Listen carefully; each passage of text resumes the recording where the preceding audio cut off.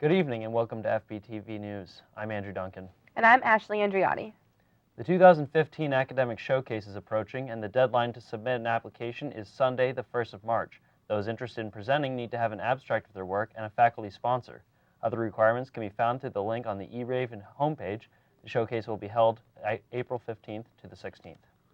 The FBI counterterrorism official offered a blunt assessment today of U.S. efforts to stop ISIS from the merciless message online, "We are losing the battle." The terrorist group wreaking havoc in Syria and Iraq blasts videos of beheadings to the world, has proven dangerously contempt like no other group before it all, employing online tools for its nefarious safety, the head of the FBI's counterterrorism assistant director told today. He said the FBI and other U.S. agencies have implemented an effective counter-narrative online, but the sheer volume of ISIS messaging online, practically through social media, eclipses of effort. More than 100 Assyrian Christians were kidnapped by ISIS on Monday, according to the United Nations, as the jihadist militants clashed with Kurdish and Christians militant for control of villages in the northeastern province of Hezekah. The Career Center will be hosting a workshop to help students improve their resumes on Monday, March 2nd from 12:30 to 1:30 p.m. The workshop is a great opportunity to learn resume basics or update an existing one. The Career Center is located within the New Hampshire dorm building. Feel free to contact Rosemary Nichols, the Director of Career Services, if you have any questions. A decision on whether charges should be brought against a truck driver involved in a crash that derailed California train will not be made until the investigation is complete. Ventura's country's top prosecutor said Thursday. District Attorney Gregory D. Totten cited the complexity of the investigation and number of agencies involved in announcing that 2 charges would immediately be filed against Jose Alejandro Sanchez Ramirez, 54, of Yuma, Arizona. Totten said, however, that the Oxford Police Department improperly arresting Ramirez for the investigation of leaving the scene of the injury accident under a state hit-and-law run. After the announcement of Ramirez's return,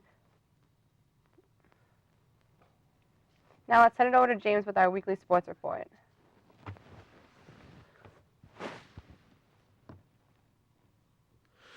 Thanks, Andrew.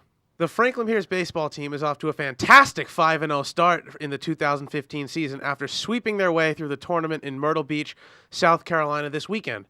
Catcher Matt Walsh stole the show offensively, batting .412 over the weekend with a team-high 2 home runs and 8 runs batted in. Senior pitcher Brandon O'Rourke was fantastic as the team's opening day starter, throwing 8 shutout innings and allowing just 1 hit in the team's first win of the season. Sophomore Mike London was also lights out on the hill, throwing 7 innings of 1-hit shutout ball in his start this weekend. The Ravens traveled to Dobbs Ferry, New York this weekend to take on LIU post-Saturday and Mercy in a doubleheader on Sunday. Playoff fever is right around the corner at the Fieldhouse after the women's basketball team earned the number 2 seed in the Northeast 10 Conference playoffs. The Ravens finished the regular season 17-9 with a 13-8 record in conference and a 12-1 record at home. Franklin Pierce will take on Southern Connecticut State in Ringe on Sunday afternoon. Tip-off is set for 3 o'clock. The Ravens enter the playoffs, possibly the hottest team in the conference, as they won 5 of their last 6 games, including 2 wins against top 10 nationally ranked opponents. The women's hockey team also has some playoff action this weekend after the Ravens qualified for their first postseason berth in program history. Franklin Pierce will take on St. Mike's in the ECAC semifinals at 4 o'clock on Saturday afternoon in South Burlington, Vermont. The team finished with a 19-5-1 regular season record, breaking the program's single-season win mark. For more information on Franklin Pierce Athletics, log on to athletics.franklinpierce.edu.